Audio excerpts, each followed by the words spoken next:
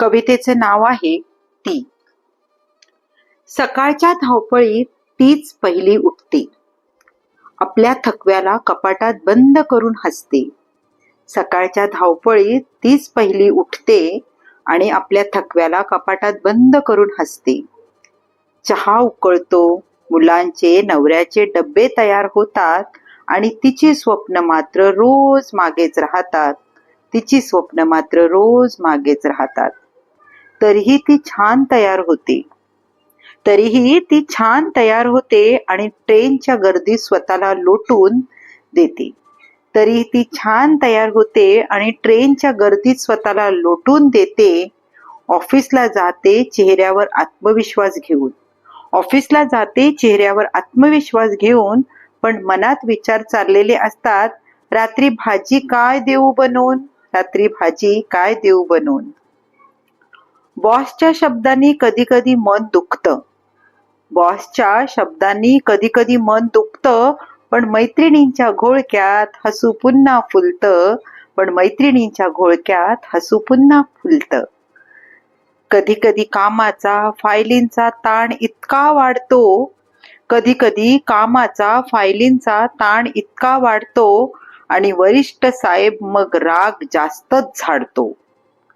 संध्याकाळचे घड्याळात वाजत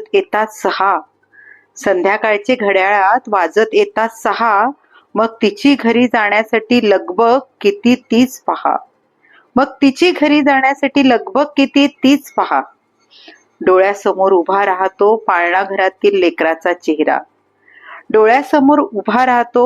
घरातील लेकराचा चेहरा आणि मग तिचा जीव होतो अगदी कावरा बावरा.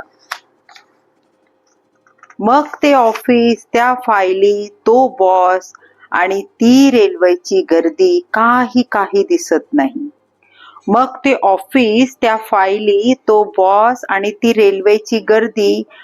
काही दिसत नाही. फक्त भावना जागी होते ती ममत्वाची आणि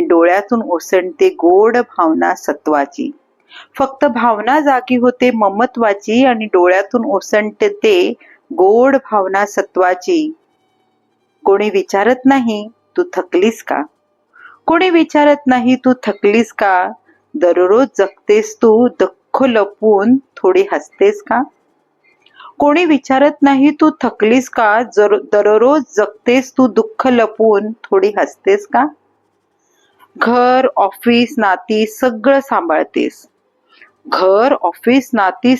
सांभाळतेस, पण स्वतःसाठी कधी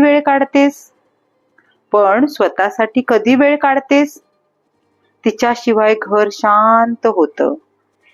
तिच्याशिवाय घर शांत होतं, पण ती आली की तिच्याभोवती सारं घर फिरतं.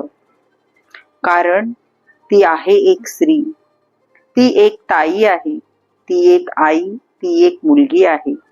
ती म्हणजे सृष्टीची शक्ती आहे, ती म्हणजे प्रेमाची मूर्ती आहे. तीच आहे स्त्री शक्ती. सकाळच्या धावपळीत तीच पहिली उठते, आपल्या थकव्याला कपाटात बंद करून हसते.